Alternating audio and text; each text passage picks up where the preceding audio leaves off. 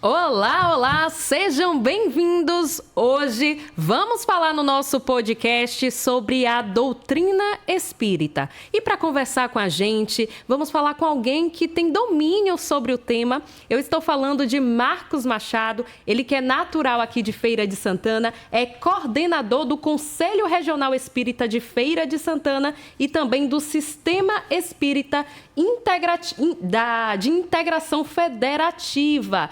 Ele vai trazer mais detalhes para a gente vai desmistificar também alguns temas relacionados ao espiritismo e seja bem-vindo, muito obrigada por estar aqui conosco hoje, Marcos Machado. Olá, Yasmin, bom dia, muito obrigado pelo convite, sinto bastante lisonjeado, agradecer a oportunidade do Acorda Cidade de estar aqui conversando com você e ao público a respeito da doutrina espírita. Para a gente também é uma honra, Marcos. Você que também é farmacêutico, bioquímico, não é isso? Mas mais para frente a gente vai conversar um pouquinho mais sobre, também um pouco sobre a sua vida pessoal, a sua infância. Mas agora eu já quero te perguntar o que é que te aproximou do espiritismo? Foi ainda na infância? Tinha algum familiar que era já adepto à doutrina? Conta pra gente. Na verdade, no período escolar, no segundo grau, eu e um colega, nós sempre buscávamos conversar a respeito de questões da vida em que até então não víamos respostas, né? Principalmente no ambiente cultural em que nós vivíamos. E um outro colega de escola, ele frequentava um centro espírita.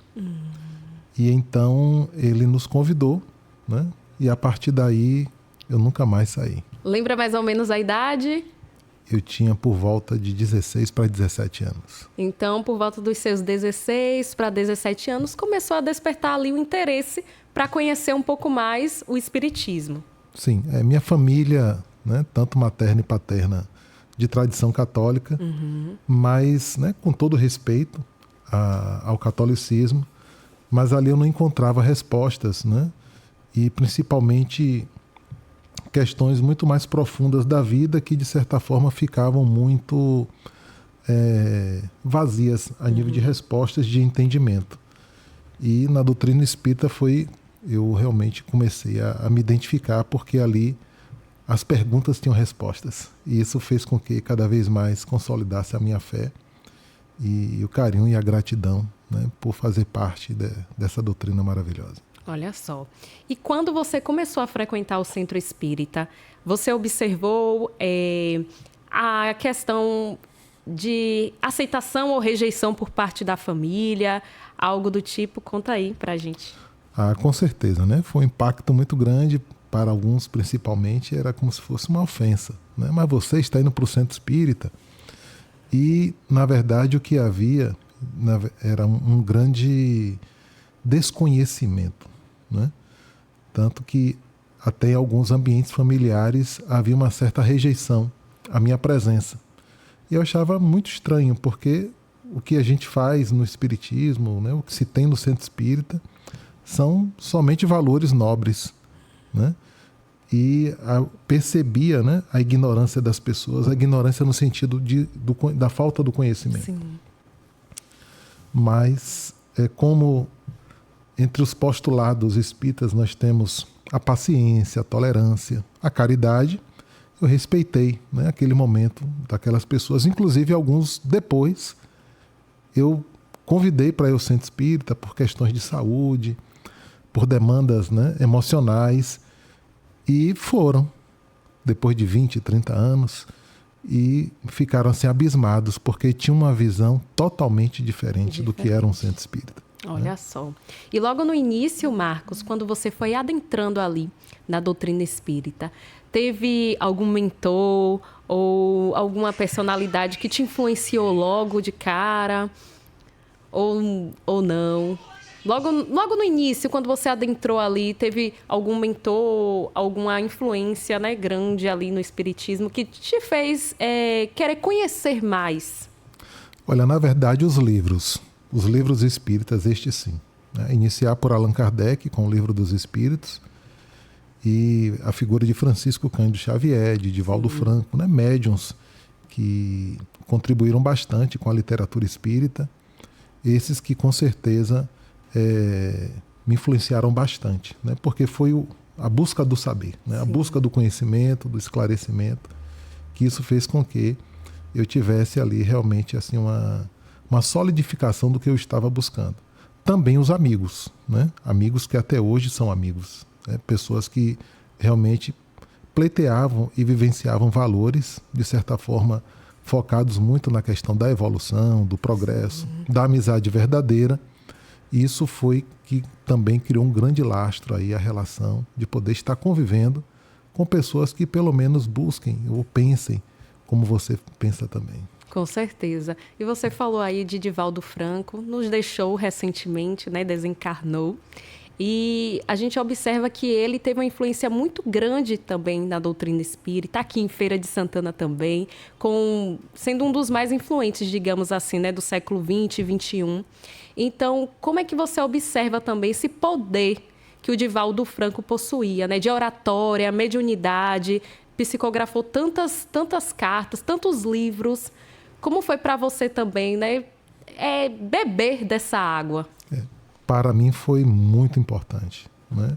O meu primeiro contato pessoal com ele foi em 1994. Eu fui até o Centro Espírita Caminho da Redenção, assisti a sua palestra, porque eu conhecia, né, de se falar. Olha, Divaldo Franco, um palestrante. Às vezes eu assistia na televisão, né, através de entrevistas, às vezes também no rádio. Mas a partir do momento que comecei a ter contato com ele, né, da sua obra, principalmente, isso fez com que também isso para mim pudesse abrir diversos horizontes e perceber o quanto a doutrina espírita é capaz de favorecer, né, através do amor, da caridade, da justiça social e promover o indivíduo, né? No caso específico, aí falando do Divaldo, além do seu trabalho fantástico da oratória, né, um dos maiores tribunos do mundo, e da sua psicografia, de todo o seu conhecimento, mas por trás havia todo um arcabouço focado na caridade, né, no amor ao ser humano, através daquela obra maravilhosa que é a Mansão do Caminho, e que convido, né, aos feirenses que quando forem a Salvador possam buscar conhecer aquela mini cidade pautada em princípios, né, de espiritualidade, de amor e de caridade. Show de bola. Marcos, eu quero que você fale também um pouquinho sobre o projeto da Casa de Divaldo Franco para a gente. E aproveitando nesse momento, você falou muito sobre a caridade, sobre o amor também. Eu quero que você fale para o pessoal que está escutando a gente, nossos internautas, ouvintes, que gostam de aprender e saber mais sobre temas diversos, como o Espiritismo. Explica também a essência da doutrina do Espiritismo hoje. Bem, Allan Kardec, quando ele nos apresenta o Espiritismo, ele nos apresenta como uma ciência. O Espiritismo é uma ciência, ou é a ciência que trata da natureza, da origem e do destino dos espíritos, bem como das suas relações com o mundo corporal. Ou seja, o objeto de estudo do Espiritismo é o espírito. E não é apenas o espírito desencarnado, Yasmin. Somos nós também. Eu, você, né, o Juvenal que está aqui nos dando apoio, as pessoas que estão nos assistindo, ou que vão nos assistir, nós somos espíritos. Nós temos corpos, né? E isso é muito importante fazer essa distinção. Eu não sou um espírito, né? Ou seja, eu não sou um corpo. Sim. Eu sou um espírito, né, que tem um corpo, momentaneamente. Seres espirituais vivenciando uma experiência terrenas, né? Uma experiência material aqui na Terra. Então, isso aí já faz uma grande mudança aí de paradigmas, né, a respeito da vida. E o Espiritismo nos traz alguns pilares ou princípios, né? A existência de Deus, sendo um Deus soberanamente justo e bom, que é a inteligência primária de todas as coisas, a imortalidade da alma, a reencarnação, a comunicação com os espíritos, a vida em outros mundos e, para mim, um dos mais fantásticos, que é a evolução, o progresso, progredir sempre. Tanto é que os espíritos nos dizem que nós somos seres perfectíveis. Isso quer dizer o quê? Sim. Que um dia nós seremos perfeitos. Então aí vem, né, todos esses pilares construídos, né, e lembrar que são ideias que não foi Allan Kardec quem criou. Se nós formos visitar as grandes civilizações, né, os grandes berços da humanidade, como a Índia, sim, a China, a Grécia, Mesopotâmia, né, o Egito, todos eles já tratavam desses assuntos. Então, milenarmente, esses temas sempre foram do nosso contexto social. Só que diversas questões aí, tanto no âmbito da ciência, da religião, né? E Allan Kardec faz algo muito mais a nível de inovação. Ele promove a aliança da ciência com a religião. Algo que até então seria impensável, e muitos ainda tentam construir essa ideia de uma separatividade. Ele não, ele religa os saberes. Então nos apresenta o Espiritismo como sendo ciência, filosofia, com repercussões religiosas, né? O Espiritismo não é necessariamente uma religião. Não se tem rituais, não se tem aquele líder, né, que seja, digamos, o detentor que está acima de todos. Não. É uma doutrina que trata, né, sugere, né, e nos convida a vivermos numa espécie de uma horizontalidade, né? Porque o progresso é para todos, todos nós somos destinados à felicidade e temos Jesus Cristo como sendo o nosso guia, o nosso modelo. Esse sim é o nosso grande representante, que é a quem nós devemos seguir. Então, baseado com estas propostas que o Espiritismo nos traz, isso então amplia os nossos horizontes a respeito de quem nós somos, né? De onde foi que eu vim, por que eu estou assim hoje, né? Demandas de saúde, sociais, relacionais, né? Econômicas, tudo isso a gente precisa ter uma compreensão por que eu estou desta forma hoje. Mas o mais interessante é o meu vir a ser, o que eu serei, né? E Allan Kardec nos traz, né, a nossa destinação, entrevistando os espíritos, de que o nosso futuro é sermos espíritos puros, gravitarmos em torno de Deus. Agora, para que isso aconteça, há necessidade de um esforço pessoal imenso.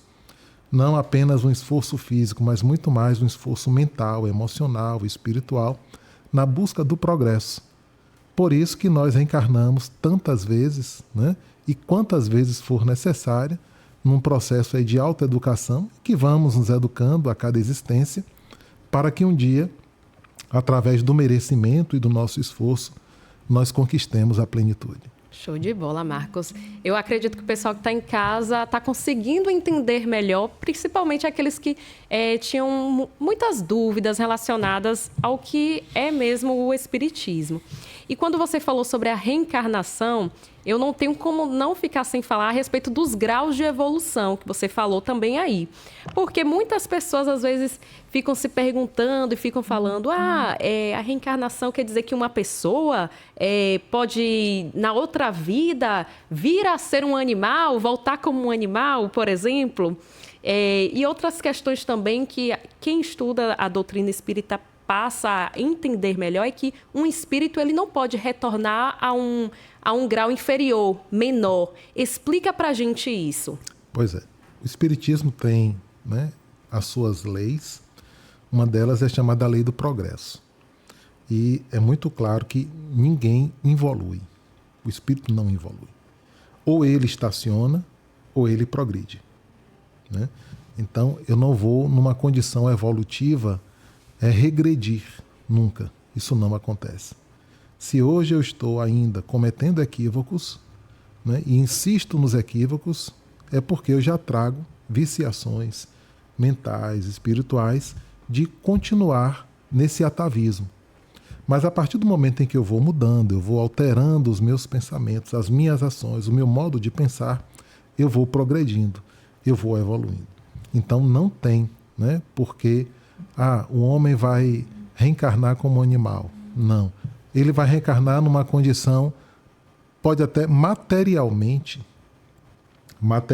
inferior, mas espiritualmente não. Olha. Muitas vezes nós passamos por situações que são provas, que são expiações, até porque nós somos habitantes de um mundo de provas e expiações. E Allan Kardec nos classifica, né, os espíritos na condição de espíritos imperfeitos, os bons espíritos e os espíritos puros. E na condição dos espíritos imperfeitos, nós temos várias subdivisões, sim, assim como também na condição dos espíritos puros. O planeta Terra, ele é classificado ainda no grau de um planeta de provas e expiações. Se é um planeta de provas e expiações, isso quer dizer que os espíritos que habitam o planeta Terra necessitam passar por provas e expiações. E essas provas e expiações são necessárias para o nosso progresso, né? Estamos aqui numa espécie de um educandário, né? E a vida, de alguma forma, nos convida à educação, ao progresso sempre.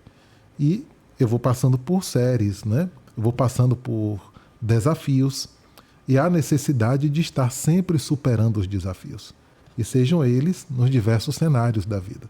Então, esse é o grande mote que a doutrina nos convida e nos motiva. Há um equívoco, muitas vezes, de associar o espiritismo meramente ao mediunismo, às comunicações com os espíritos. Isso faz parte. E é bom lembrar também que a mediunidade ela é inerente ao ser humano. É uma faculdade orgânica. Então você vai ter médiuns espíritas, católicos, protestantes, ateus, né? Em qualquer crença você vai encontrar. Então a mediunidade ela é uma faculdade humana. Ela não é meramente vinculada ao espiritismo. Allan Kardec ele estudou os fenômenos espíritas, compreendeu, né, como eram os fenômenos, catalogou todos eles, né? Percebe-se ali nos seus estudos os médiuns, né, as suas faculdades, como devem agir, como devem atuar. Mas o foco principal da doutrina, Yasmin, é o progresso, é a evolução, né? Através de ações de transformação e que o indivíduo ele possa cada vez mais pautar a sua vida em atitudes e ações nobres. Isso realmente é o que nós devemos buscar sempre na nossa condição humana e sermos exemplos e estarmos estimulando a nossa sociedade, de certa forma, a buscar também sempre o bem, o amor, a paz e a justiça. Verdade, Marcos. E você falou sobre a questão da mediunidade, que realmente as pessoas sempre associam muito ao espiritismo. E muitas pessoas também, às vezes a gente observa que comentam: eu tinha uma mediunidade mais aflorada antes, agora eu não tenho tanto. Você, né, com a sua visão aí a respeito da mediunidade, o que você pode dizer para essas pessoas, né? Quais são as principais características de uma pessoa, vamos dizer assim, com a mediunidade mais aflorada, e o que é que interrompe também essa sensibilidade? Vamos dizer assim, a mediunidade é como se fosse uma conexão com o ser superior, uma conexão maior a respeito das coisas que não são tão tangíveis aqui para a nossa realidade. É bom a gente ter uma percepção de que estamos no mundo material, mas o mundo espiritual está ao nosso entorno. E a todo momento e a todo instante nós estamos sendo influenciados por espíritos. Eu, você, Juvenal, as pessoas que nos ouvem, a todo momento nós estamos sendo influenciados. Há uma conexão frequente, porque nós vibramos por pensamentos. E o que acontece? Existem pessoas, né, no caso dos médiuns, em que eles têm uma sensibilidade maior de perceptividade do mundo espiritual. Então o indivíduo pode ver espíritos, pode ouvir, pode ter premonição, ele pode escrever através da chamada psicografia. Então existem vários fenômenos, né, da mediunidade que são manifestados pelos médiuns, né? A psicofonia, né, falar também, o espírito falar através do médium. Bem, existem pessoas que têm, né, essa facilidade, né, de estar se conectando com o mundo espiritual e, em alguns momentos, isso se torna, digamos assim, menos frequente, né? Ou até, de certa forma, um pouco que dá uma parada nisso. Os próprios benfeitores, os espíritos, eles podem contribuir para que aquele momento, né, ele dê uma espécie de estanque, né? Vamos parar porque a pessoa não vai investir nisso aqui, né? Podem ser questões diversas, mas se ele se aprofundar, for estudar, buscar, né, digamos assim, um processo de espiritualização na sua vida, com certeza isso vai se aguçar cada vez mais. E aí, então, a doutrina espírita ela é muito focada na educação, no estudo. E Allan Kardec nos trouxe a chamada codificação espírita, através de livros como o Livro dos Espíritos, o Livro dos Médiuns, o Evangelho segundo o Espiritismo, o Céu e o Inferno, a Gênese, toda a revista espírita, em que ele fez durante aproximadamente quase que 15 anos várias pesquisas, vários estudos, e o Livro dos Médiuns principalmente é o que, né, chama de guia, né, para os médiuns, e que ali nós temos informações de tudo que se diz respeito à questão da mediunidade. Desde a parte filosófica, né, mas também a parte científica e a parte prática, e que serve de roteiro para que quem for trabalhar nesta área, ou mesmo que não vá trabalhar, mas que possa estudar a fim de aprender os fenômenos. E Allan Kardec, ele fez isso de pesquisa mesmo, né? E a gente torce para que saia um dia estas obras, né? Porque imagine você fazer um laboratório interexistencial, foi o que ele fez, né? Conversar com aqueles que viveram na Terra, Sim. através de uma metodologia. E ele fazia a pesquisa de uma forma que ele consultava vários médiuns e mandava a mesma pergunta para verificar um consenso. É como se em laboratórios, hoje aqui na Terra, nós fôssemos fazer pesquisa, deixa eu ver se juntar A com B, o que vai dar, né? E a resposta era a mesma. Então, já que a resposta era a mesma, num período em que não havia uma comunicação tão eficiente como nos dias de hoje, né? Em que você tem aqui um telefone, sim, a internet, não. As pessoas estavam em cidades diferentes, em lugares diferentes, e ele mandava a pergunta e vinha a mesma resposta. Então, a partir disso, ele compilou, né, esse saber e nos traz de uma forma fantástica, muito pedagógico, na sua forma de se expressar, porque foi um dos maiores pedagogos da França e da Europa, discípulo de Pestalozzi. Ele, então, nos deixou esse legado, né, de que é a doutrina espírita, com informações, né, muito relevantes para que nós possamos compreender isso. E a gente sonha, né, e hoje em dia há uma aproximação maior da academia, né, hoje várias teses, dissertações sobre espiritualidade, e essa aproximação faz com que, quem sabe, daqui a um tempo, nós tenhamos livros como o Livro dos Espíritos, o Livro dos Médiuns, o livro Céu e Inferno, né? Para que cientistas, pesquisadores, profissionais principalmente que atuam no campo da saúde mental e da saúde, de certa forma, sim, possam ter uma percepção para que, por exemplo, ao atender uma pessoa, possa perceber que ali não está somente um corpo, está um espírito. Né? As emoções influenciam em nossas vidas. Né? Então, é um somatório para que possamos perceber o indivíduo de uma forma integral. Aqui nos apresentamos como corpo, mas a minha essência é espiritual. Então, se eu tenho um determinado problema de saúde, algum tipo de demanda, né, principalmente no campo da saúde mental, há a importância de se compreender que não é somente um cérebro que tem ali, né? Há um ser pensante. E quem é esse ser? Então, o Espiritismo, ele faz essa conexão com a ciência, e a gente espera que, com a marcha do progresso, cada vez mais estejamos, né, atentos a isso, para que não fiquemos achando que nós somos apenas corpos. Verdade. Agora, Marcos, fala para a gente também a visão do Espiritismo em relação à vida após a morte, o céu e o inferno. Como é que a doutrina espírita compreende isso? Bem, e muito feliz com essa sua pergunta, porque este ano nós estamos celebrando 160 anos do livro Céu e Inferno, ou A Justiça Divina segundo o Espiritismo.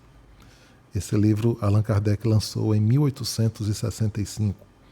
E ele nos traz, Yasmin, que não existe nem céu, nem inferno. O que existe são níveis de consciência. E nesses níveis de consciência nós podemos nos apresentar em diversas formas. Nesse livro, por exemplo, ele nos traz diversas categorias de espíritos, como espíritos arrependidos, né? Criminosos arrependidos, espíritos infelizes, espíritos suicidas, espíritos felizes. Né? Então, a vida após a morte, logo de início, nós manifestamos aquilo que somos. Sim. Há uma transição, né, de corpo, né? Deixamos a vida física, a vida biológica, E nós temos um outro corpo, que é o nosso corpo espiritual, que é o nosso perispírito. E que ele está sempre, né, no caso aqui, na condição de encarnados, há uma associação do nosso perispírito com o nosso corpo físico. Quando nós desencarnamos, nós normalmente mantemos a aparência que tínhamos e vamos vibrando e pensando assim como nós fazíamos na Terra. Da forma como foi, no caso, você desencarnou aqui. Sim. Então você segue ali com aquele pensamento também. Você continua pensando como você pensava. Não existe uma vara de condão, desencarnou, virou santo. Não. Então, se eu sou uma pessoa vinculada ao bem, a causas nobres, né, a buscar o estudo, buscar a transformação, é algo que eu vou continuar fazendo. Né? Se eu sou uma pessoa ainda pensando muito na violência, na agressão, no desamor, eu vou estar desencarnado naquele momento ainda pensando da mesma forma. E o que acontece? Nós nos agregamos por sintonias. Então, aqueles que pensam de uma forma estão se associando. Os que pensam de outra vão se associando. Então, vamos criando assim grupos que estarão sempre em sintonia e eles estarão vinculados com aqueles que pensam como eles na Terra. Né? Então, é muito importante isso. Agora, à medida em que vamos sendo esclarecidos no mundo espiritual, temos oportunidades, e aí quando nós falamos de um dos princípios da doutrina espírita, que é a comunicação dos espíritos conosco, né? A comunicação, ela se dá, no caso, nos centros espíritas, em que nós temos reuniões específicas para isso, que são as reuniões mediúnicas, em que muitos espíritos são esclarecidos a mudarem de postura, a mudarem de atitude. Né? Um espírito que persegue uma outra pessoa, um espírito que estava altamente triste, né? Depressivo, e aí ele vai sendo esclarecido para que ele possa compreender da importância de mudar, né? Mudar de pensamento, mudar de foco, e que há possibilidade dele crescer, sim. Então, essa conjectura aí, né, no mundo espiritual, a gente precisa estar muito atento, porque nós seremos no mundo espiritual o que nós somos aqui agora. O que nós somos aqui. Aqui agora. Então, até temos alguns temas sensíveis, pessoas que cometeram homicídios, pessoas que também tiraram a própria vida, são temas mais sensíveis. Então, eu acredito que muita gente, às vezes, fica com essas dúvidas. O que é que vai acontecer com essas pessoas no mundo espiritual? Então, você traz essa visão, Marcos, de crescimento, que as pessoas podem buscar também, continuar estudando lá, né? Elas podem ter o direito de serem ensinadas para continuarem a crescer. Agora, é importante também ter a compreensão de que, de certa forma, essa mudança não acontece da noite para o dia. Vejamos nós aqui na Terra, né? Como eu citei aqui para você o exemplo de uma pessoa muito próxima a mim, sim, que, quando eu me tornei espírita, se afastou, né? A nível de relacionamento. Né? Não é que se afastou de vez, mas evitava. Porque me via como espírita. Depois de 20, 30 anos foi que ela teve uma compreensão. Né? Realmente, olha, não é nada daquilo que eu pensava. E muitas vezes nós cristalizamos ideias. Né? E essa cristalização, ela, a depender da vontade do espírito, pode levar muito tempo. Então, um indivíduo que foi um criminoso na Terra, sim, um assassino, né? Ele, muitas vezes, ele continua no mundo espiritual achando que ele tem que matar mesmo. Influenciar outros, né, a matarem. E aí no livro Céu e Inferno, como eu te falei aqui, né, tem um capítulo lá de criminosos arrependidos. Indivíduos que na Terra foram assassinos, que tiraram a vida de várias pessoas, eles compreenderam o equívoco que tinham cometido. Né? E aí essa ideia do céu e inferno, como a gente traz, né, é uma ideia de nível de consciência. Se nós tivéssemos realmente conhecimento de que existe vida após a morte, né? Que existe uma lei de causa e efeito.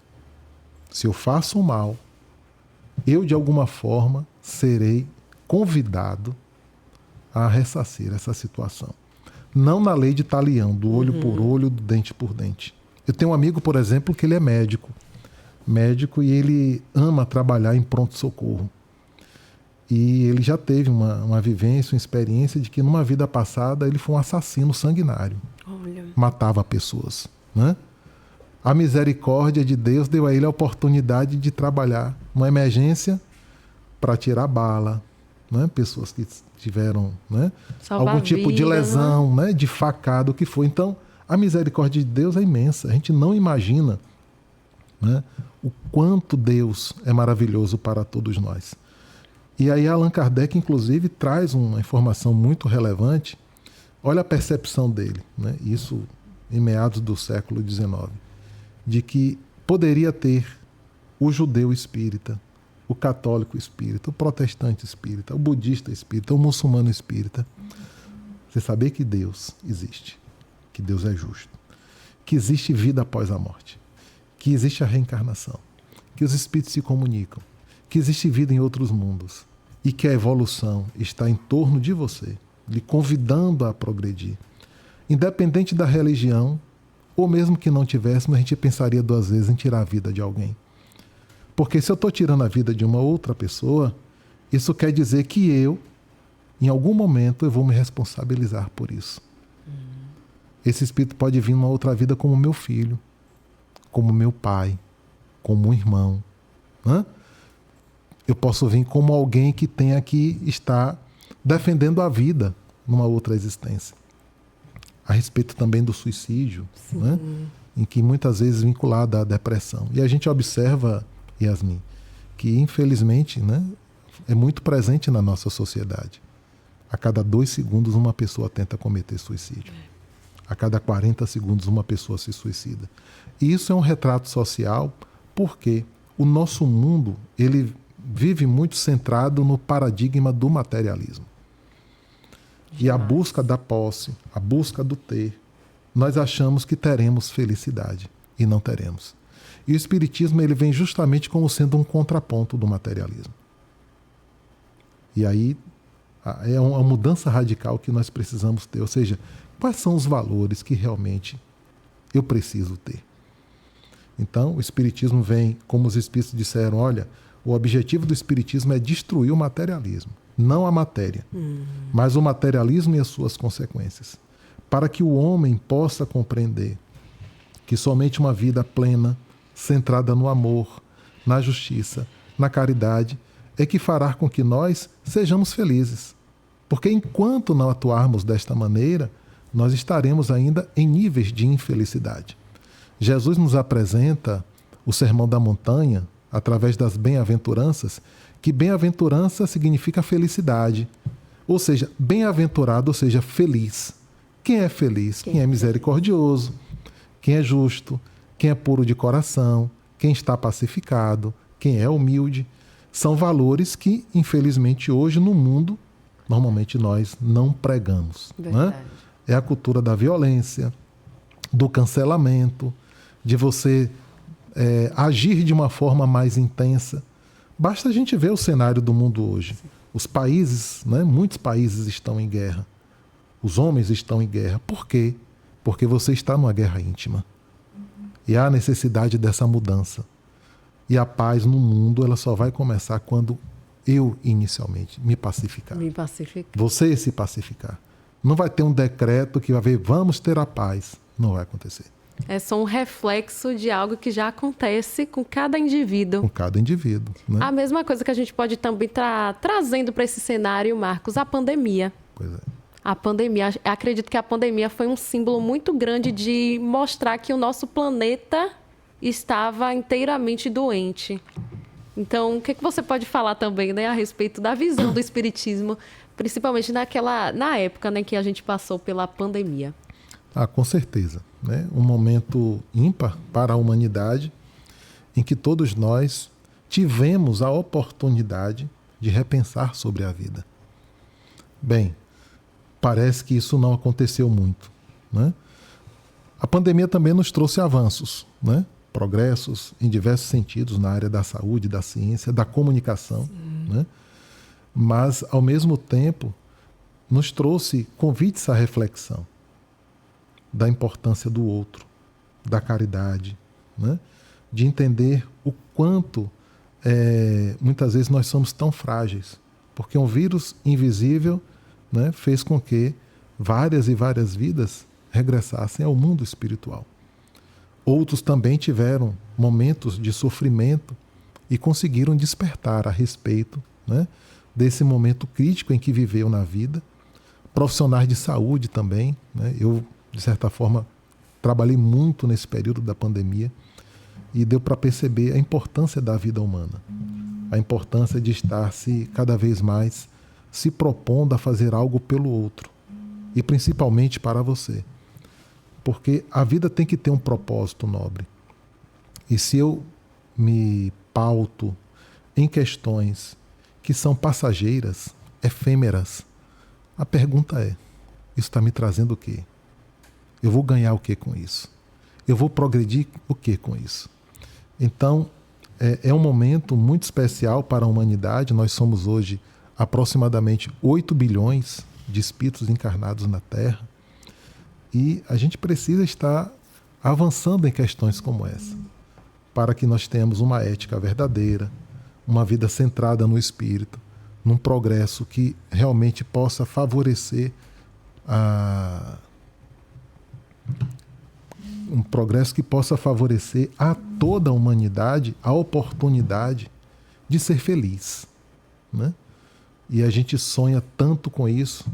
E olha que nós temos um país, por exemplo, né, e o mundo, de certa forma, que se tem crenças espirituais diversas. Né?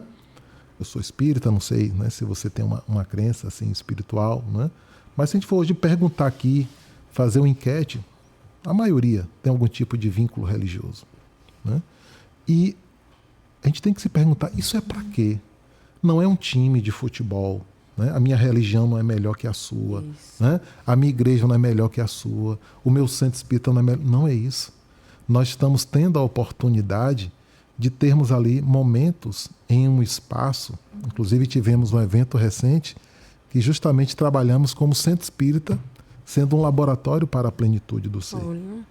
Então, Chico Xavier certa vez disse uma coisa muito interessante, que o maior luxo que o homem pode ter na Terra é uma religião. O maior luxo que o homem pode ter na Terra é uma religião.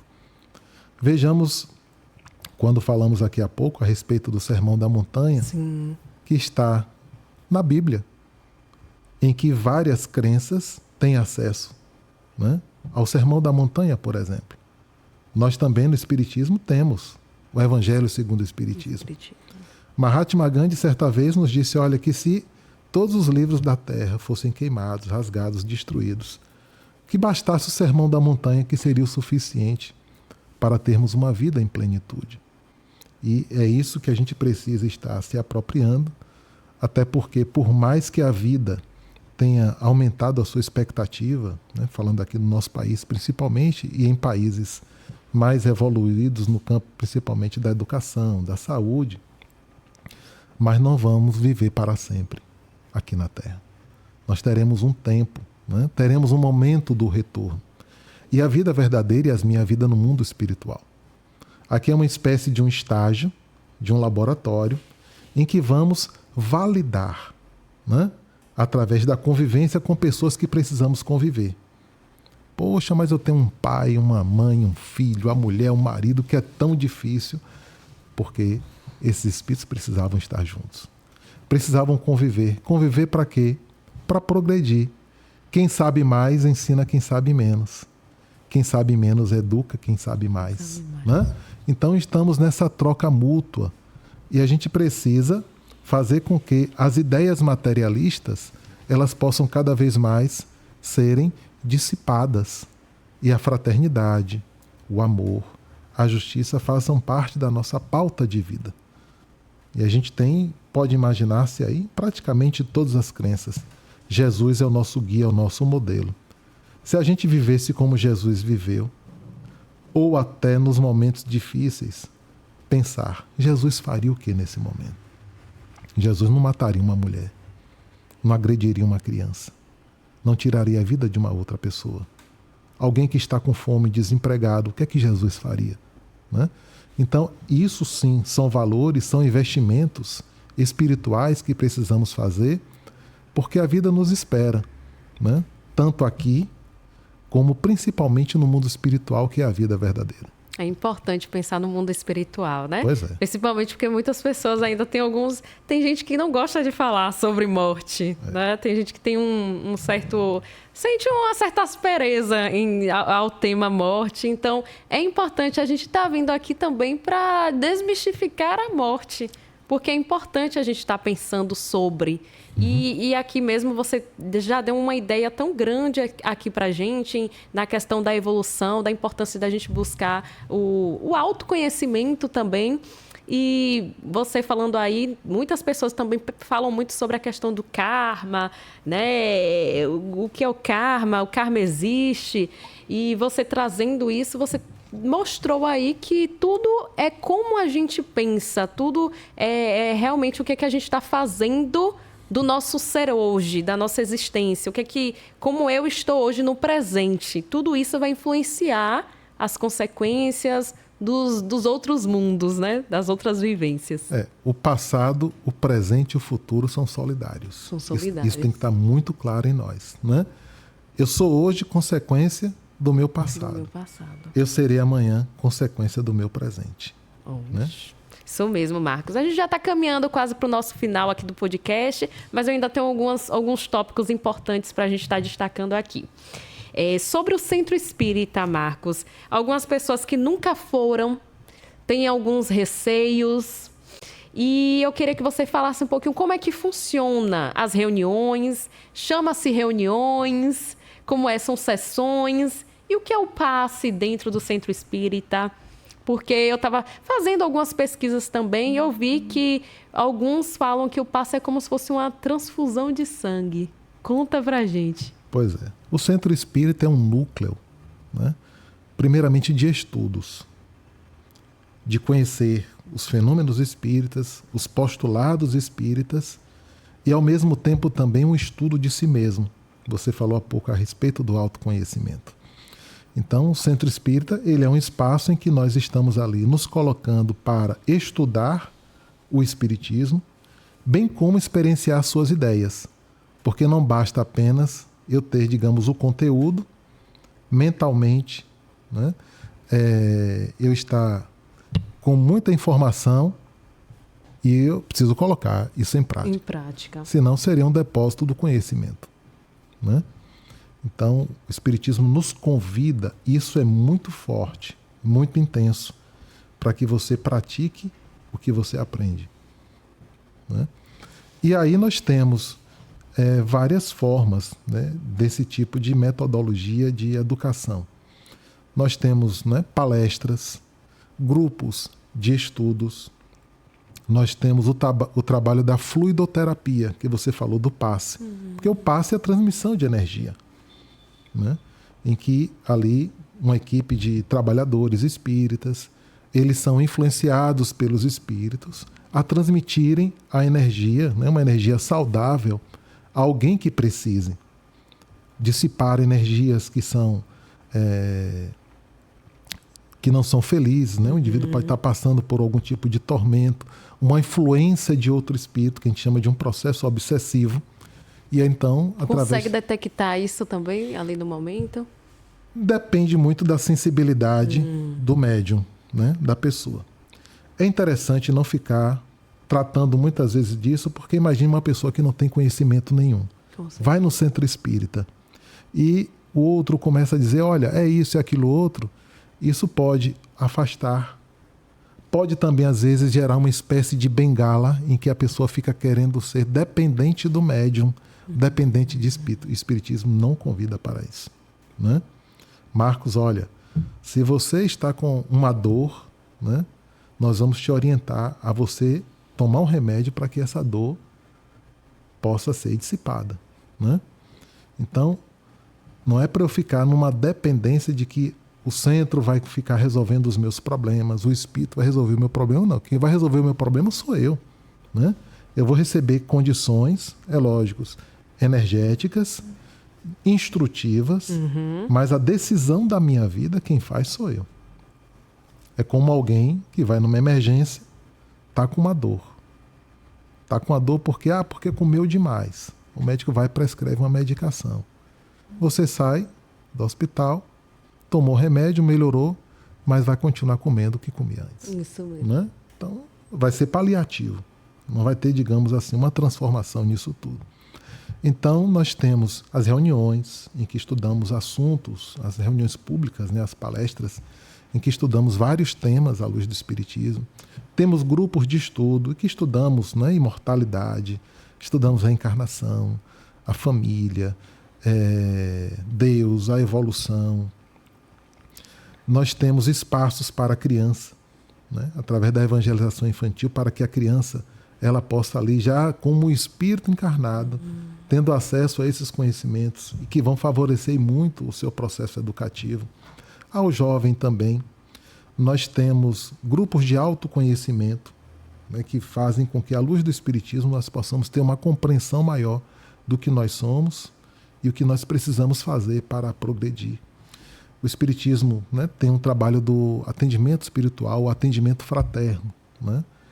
Não é atendimento que um espírito fala com você, não. A gente chama atendimento espiritual em função de várias atividades que culminam num diálogo com o outro que está nesse momento passando por algum tormento. O indivíduo que quer tomar uma decisão difícil na vida, quer tirar a vida, quer abortar, né? Está assim desesperado porque não sabe como agir. E ali nós vamos, né, à luz do Espiritismo, orientá-lo, né, para que ele possa compreender que, além da matéria, existem outras questões que não devem ser esquecidas, né? Nós temos as reuniões mediúnicas e para que essas reuniões nós participemos, há necessidade de estudarmos. Imagine um médico, né, para ele operar alguém, ele precisou passar 6 anos no curso de medicina, ele precisou fazer pelo menos 3 anos de residência em cirurgia. A reunião mediúnica é uma reunião que é uma espécie de um laboratório. E há necessidade também de que a pessoa estude. Porque senão é como alguém que entra no primeiro ano de medicina, você já manda operar. Então, há necessidade do estudo, né? Isso é muito importante, compreender o que se está fazendo e, acima de tudo, os objetivos. E uma coisa muito forte, né, que nós temos também no campo da solidariedade, da assistência, da promoção social. Aqui no nosso país, né, em função de várias demandas, né, da fome, da miséria, da pobreza, muitos centros espíritas, eles se fortaleceram nesse aspecto de apoiar comunidades necessitadas, né, também. Mas, acima de tudo, o nosso foco principal é que tudo que a gente faz tem um propósito. Sim. Se eu dou um passe, se eu faço palestra, se eu sou médium, se eu sou um dialogador, que é aquele que conversa com os espíritos nas reuniões, eu tenho que fazer isso tudo com amor. Eu não posso fazer mecanicamente. Porque senão é aquilo que Paulo nos apresenta, né, na sua epístola aos Coríntios. Ainda que eu falasse a língua dos homens e dos anjos sem amor, nada seria. De nada seria. Né? Então a gente vai ao centro espírita não para tomar passe. A gente vai ao centro espírita não para assistir uma palestra. A gente vai para se melhorar. A palestra, o passe, são meios, são ferramentas para a minha melhoria. Isso. Mas eu preciso traduzir tudo isso numa renovação interior para o meu progresso. Eu preciso trabalhar. Né? Trabalhar-se. Trabalhar-se. Trabalhar-se. Isso mesmo. Marcos, você possui a experiência com vários eventos aqui na cidade. São cerca de mais de 50 eventos coordenados, organizados por você, como a Semana Espírita também. Sempre é um sucesso aqui na cidade. Fala um pouquinho sobre isso pra gente, a sua jornada em meio a tudo isso, até a questão da sua rotina, o dia a dia, como é para conciliar tudo. E sobre o projeto A Casa de Divaldo Franco. Pronto. Dizer que existe uma grande equipe, sabe, Yasmin? Muitas vezes eu apareço, né? Mas a gente tem um grupo grande. Na nossa cidade nós temos hoje em torno de 35 instituições espíritas. Na Bahia nós temos 700 centros espíritas. Nossa! Né? Então, eu voltei para a Feira de Santana, eu fui estudar em Salvador, mas lá em Salvador já me envolvia, né, com muitos eventos, tanto na faculdade, como também no movimento espírita. Fui me envolvendo, né, principalmente na área da juventude, E quando voltei para a feira, em 2001, foi um período de adaptação. E com o passar do tempo, eu fui me envolvendo mais aqui com as atividades a nível do movimento espírita. E 2004 para cá, em Feira de Santana, eu praticamente não parei mais, né? Confraternizações de juventudes espíritas, que nós fazemos tanto em feira como também em outras cidades. Fizemos agora recente um congresso da juventude espírita em Feira de Santana. E a Semana Espírita, que é o nosso grande evento, né? Estamos aí na coordenação do Conselho desde 2012, mas antes disso também já atuávamos, né? Contribuindo, participando também com os demais irmãos. E é um evento maravilhoso, né, que nós convidamos sempre a nossa cidade a estar presente, porque nós não fazemos no intuito de proselitismo, ou seja, não que as pessoas vão lá para serem espíritas. A gente convida para que elas possam refletir a respeito da luz do espiritismo. Tanto tem gente aqui em feira que toda Semana Espírita vai. Não vai no Centro Espírita, mas na Semana Espírita ela vai porque percebe ali algo interessante, né? E esse ano estamos na nossa 47ª edição, homenageando o livro Céu e Inferno, e que terá como tema Céu, Inferno e a Justiça Divina. É um evento maravilhoso, que tem uma repercussão espiritual imensa na nossa cidade, Feira de Santana. Eu me lembro que, há uns 10 anos atrás, conversando com o Divaldo Franco, na hora que ele estava saindo ali, falou assim: rapaz, eu não sei como é que vocês fazem, porque muitas vezes uma energia muito densa, né? Uma força, digamos assim, muito grande para que não se faça, e a gente sempre fez, né, com muito amor, e graças a Deus sempre deu certo. Então a gente se sente muito feliz com isso, por estar contribuindo pela a nossa evolução, né, mas acima de tudo contribuindo também para que aqui na nossa cidade, tanto no plano físico como no plano espiritual, essas ideias renovadoras possam cada vez mais estimulando a todos nós a mudarmos para melhor. E já há algum tempo nós tínhamos a ideia de construir um espaço aqui em Feira de Santana, porque nós espíritas não temos, digamos assim, um auditório grande para fazer as nossas reuniões grandes, né? Eventos espíritas. E espelhando-se nos irmãos de Vitória da Conquista, que construíram lá um auditório, né, de lá dá mais de 2.000 pessoas, o auditório de Valdo Franco. Como de Valdo Franco, nosso irmão querido, aqui da nossa cidade, né, de Feira de Santana, nós nos propusemos a criar esse espaço, né? Levamos um tempo para adquirir um terreno e, graças a Deus, recentemente, através de uma doação, né, valorosa de uma pessoa, nós conseguimos esse terreno e já estamos aí, através de ações, buscando levantar recursos para, quiçá, em breve, nós possamos construir a nossa casa. É um trabalho, né, que vai ser muito interessante. Nós temos aqui em Feira de Santana o Lar do Irmão Velho, essa instituição fantástica que realiza um trabalho, né, de grande alcance social, muitas vezes no anonimato, mas um trabalho fantástico de apoio aos idosos, principalmente aqueles que estão desfavorecidos de um lar, de uma família. E o intuito é que a gente possa, né, beneficiar o Lar do Irmão Velho para a sua sustentabilidade. A Sociedade Espírita Verdade e União também, que fica aqui no distrito de Lustosa, na cidade de Teodoro Sampaio, que também realiza um grande trabalho social com idosos, com crianças. Então, esse espaço, ele será a Casa dos Espíritas aqui na nossa cidade, e a gente quer também transformá-lo, né, a nível de locação, para eventos, para congressos, né? Algo assim que não venha, de certa forma, desfazer os nossos ideais. Qual o endereço, Marcos, mais ou menos, do local? Já pode divulgar?